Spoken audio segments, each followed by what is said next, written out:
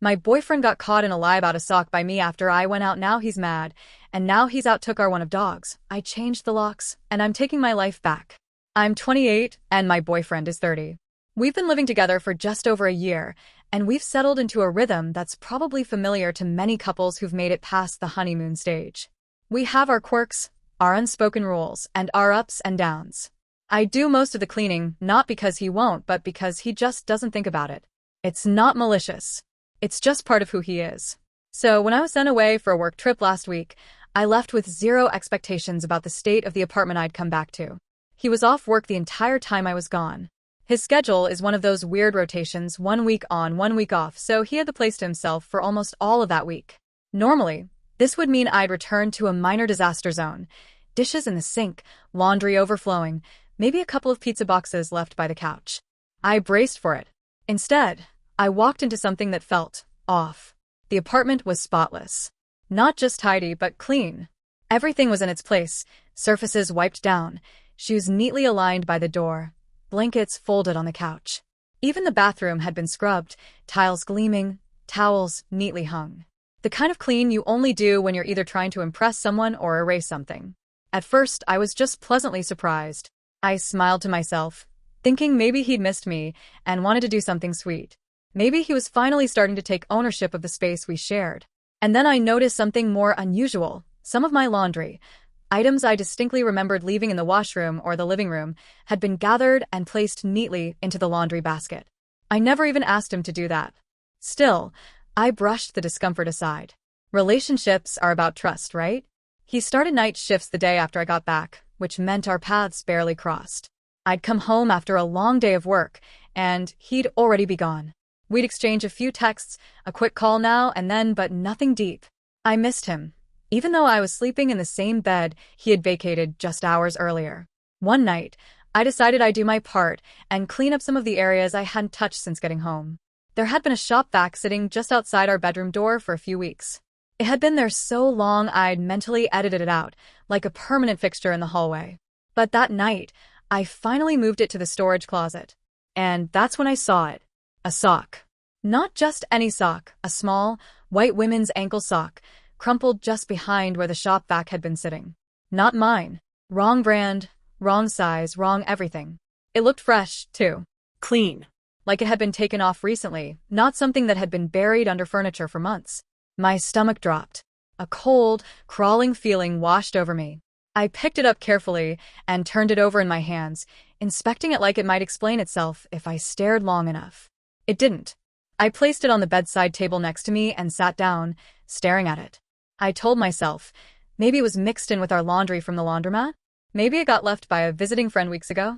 But none of those answers felt real. I knew my clothes. I knew our home. I knew that sock didn't belong. I waited. When he came home from work early the next morning, I brought it up gently. "Hey, whose sock is this?" I asked, pointing to the table. He looked at it, blinked, and said, "I don't know. I found it on the stairs and thought it was yours, so I put it there." I stared at him. That wasn't true. I had put the sock on the table. He hadn't even seen it.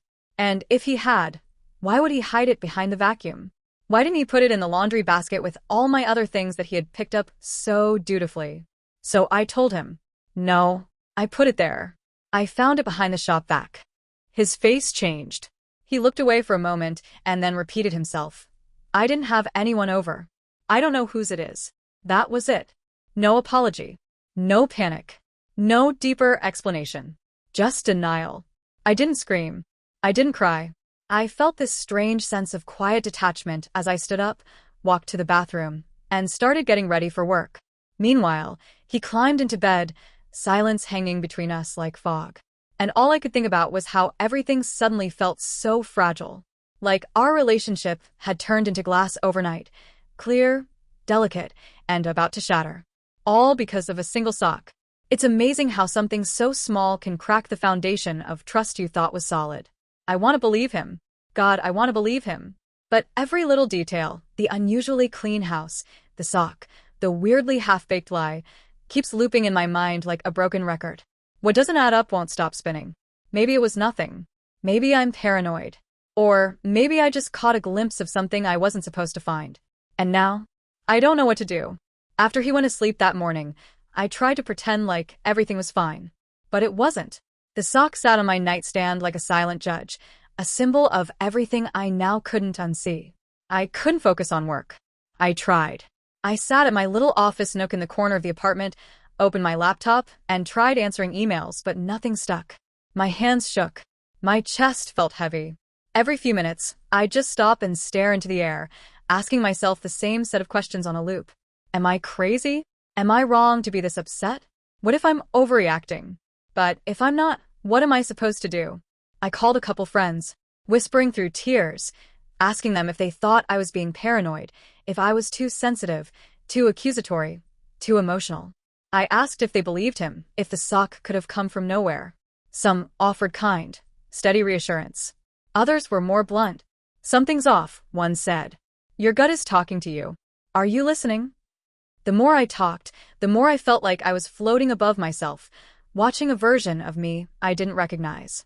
The girl who used to laugh with him on Sunday mornings while making pancakes. The one who used to fall asleep mid-conversation with her head on his chest. That girl didn't know what to do with the silence and suspicion that had now settled in her chest. Evening came, and I heard him stirring upstairs. I stopped talking to my friend mid-sentence.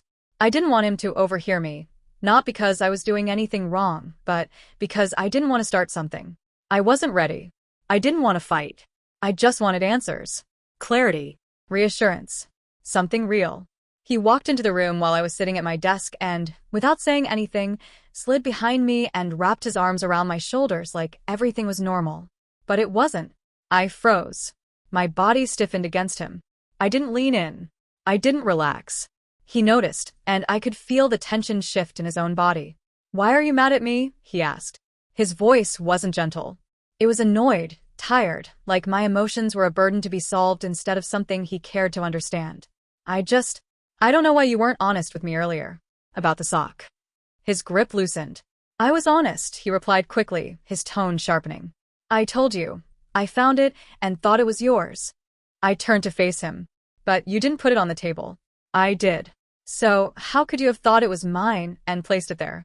He rolled his eyes, defensive now. No, I meant I found it while I was cleaning and I tossed it aside. It must have landed behind the shop vac. Jesus, you're twisting everything. That's when the shift happened. I could see it in his face. The walls going up, the expression hardening, the patience disappearing. Why the hell are you always accusing me of cheating? He snapped. I blinked. I'm not accusing you. I asked a question. I was upset, and I needed some reassurance. You're making this worse. His face reddened. He started pacing. I'm done with this. Done with your paranoia. I'm not coming to your parents this summer. Screw that. I'm staying here. And your friend? The one who is going to stay here for work? Tell her she can't. I'll be here. I felt my heart drop. Why are you punishing me for being hurt? He didn't answer. Instead, he stormed toward the door, rage erupting like a volcano. He threw the cup of coffee he had been drinking earlier, full, down the staircase. It shattered against the steps, the dark liquid splattering across the white walls. I flinched. I stood, stunned. And then I saw him grab something, an old baseball bat we kept by the stairs for emergencies. I froze. He stormed out the front door, screamed like a madman, and started slamming the bat against the concrete step just outside. Over and over. Not at me, but not far away either. Yelling, cursing. I'm not cheating. Go to hell. I'm done with this shit. He hurled his lunch bag, carefully packed by him earlier, across the lawn, food spilling everywhere. Then silence. He stormed into his truck, slammed the door, peeled out of the driveway, and disappeared down the street. I just stood there, still, shaking, tears falling silently, heart pounding. It was like I had just watched a stranger wear his face. That wasn't the man I fell in love with. The rage, the violence, even if it wasn't directed at me, it was close enough to feel unsafe.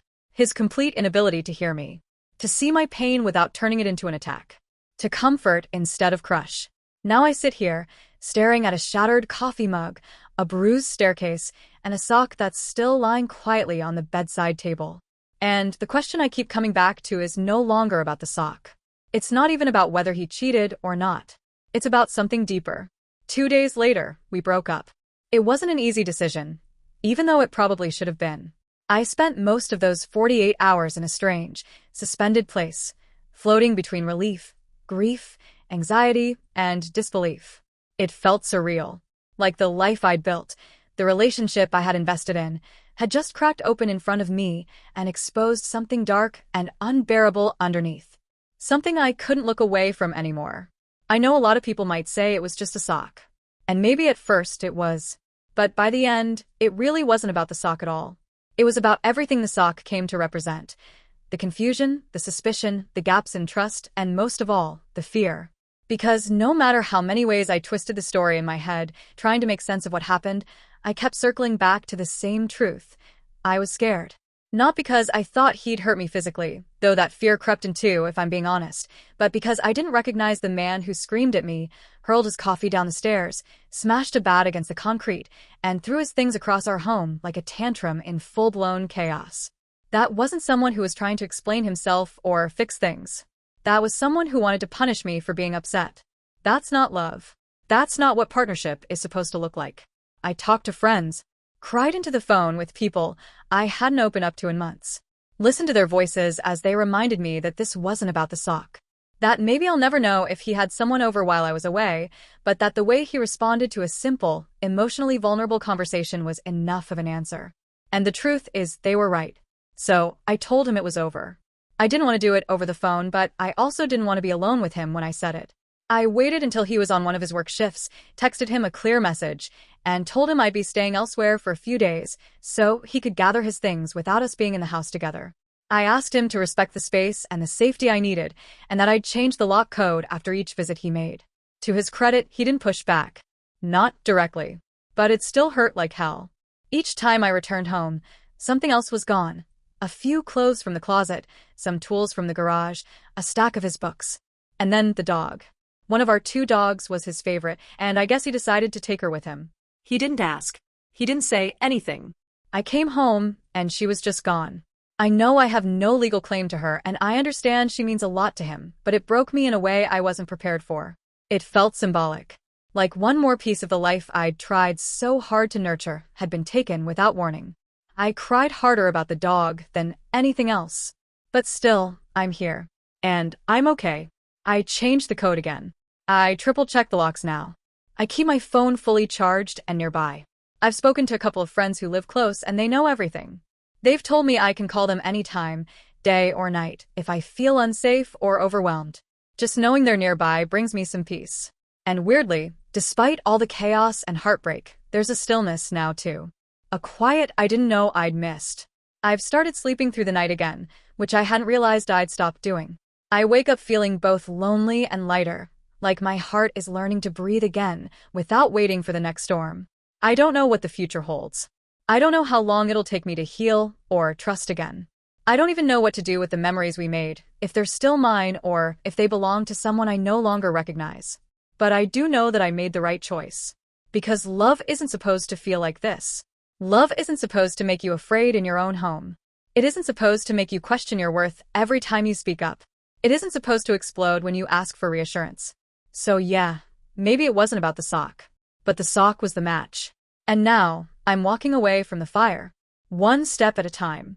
As the admin of this channel, a piece of advice considering this situation, and if you feel like same kind of situation might happen with you, or has happened. If you find yourself constantly questioning your own instincts, walking on eggshells, or needing to wait for the right moment, just to bring up something that's bothering you, take a moment to ask yourself why. One of the most subtle and dangerous traps in a relationship is gaslighting by kindness. When someone is mostly loving, attentive, and calm until they're not, until a question sets off a disproportionate rage, until your hurt feelings are met with yelling or guilt-tripping, it becomes easy to doubt yourself. To think, maybe I was being too sensitive, or maybe I should have dropped it. But healthy relationships don't require that kind of emotional sacrifice. They're not built on fear of setting someone off. They're built on safety, even in discomfort.